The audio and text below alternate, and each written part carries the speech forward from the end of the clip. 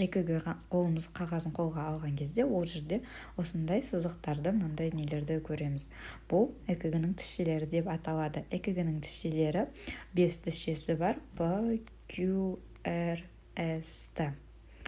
Негізгі тізшелер деп аталады, және де қосымша U тізшесі бар. U тізшесі ол толық дәлелденбеген, яғни оның клиникалық маңызы жоқ.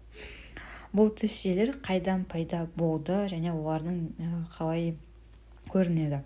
Біз бірінші видеода айттым, жүрек автоматизмі, жүректің өткізгіштік жүйесі бар. Яғни сол жүректің өткізгіштік жүйесі синатриалды түйін, антивентрикулярлы түйін және пучок киса, соның импульсты жіберілуі арқылы бізде экг қағазында осындай тізшелер пайда болады. Яғни P тізшесі бірінші бізде көрсетсек, P тізшесі бұл жүрекшелердің жиырылуы, деполяризациясы. Синатриалды түйін сол жақ оң жақ неде тұрды ғой, қуыс венаның астыңғы жағында, яғни оң жақ жүрекшеге жақын орналасқан. Бірінші оң жақ жүрекшенің жиырылуы, кейін ол межпредсердный пучок, яғни Бахман, ол былайынан импульс жіберіп жатыр ғой, кішкене былайынан сол жаққа да импульс жібереді. Ол сол жақты импульсының былай көрінеді. Яғни P тізшесі екі бөлікке бөліп қарастырсақ болады. Бірінші бөлігі оң жақ жүрекшенің деполяризациясы, екінші бөлігі сол жақ жүрекшенің деполяризациясы арқылы, яғни тау, кішкентай тау сияқты, ол P тізшесінің жұмыс импульсы болып табылады.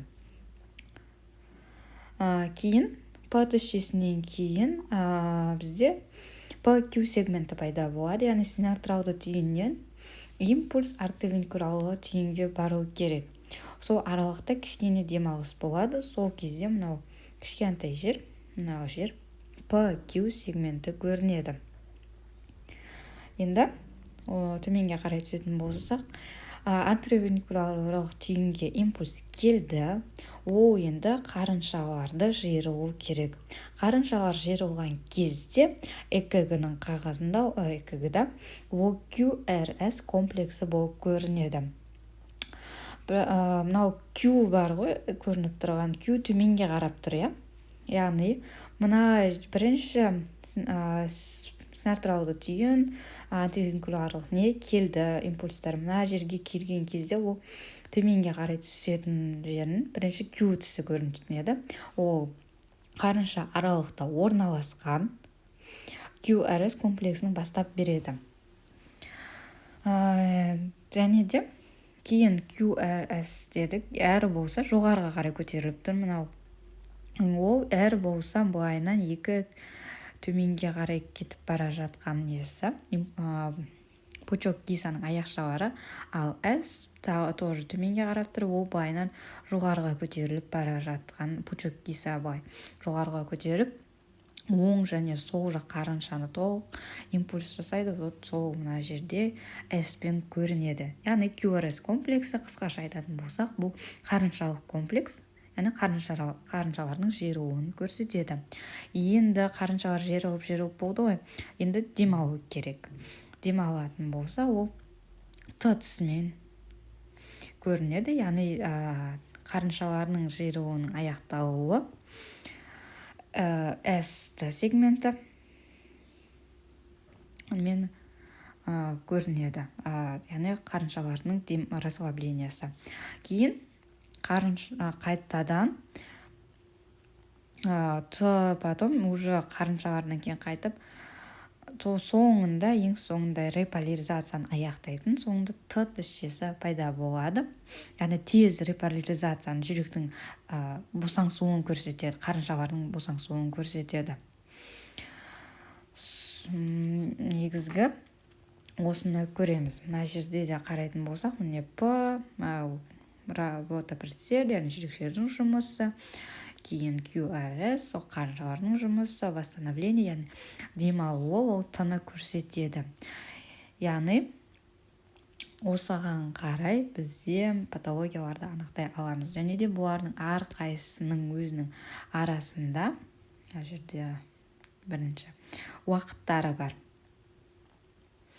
Мысалға айтатын болсақ, PQ интервалы бар және PQ сегменті бар. Оның әрқайсының уақыты бар. PQ интервалының негізгі қалыпты жағдайдағы ұзақтығы 0,12 және 0,2 секунд.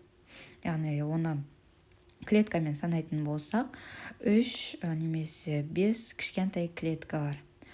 Ал QRS комплексінің несі ұзақтығы болса, ол 0,7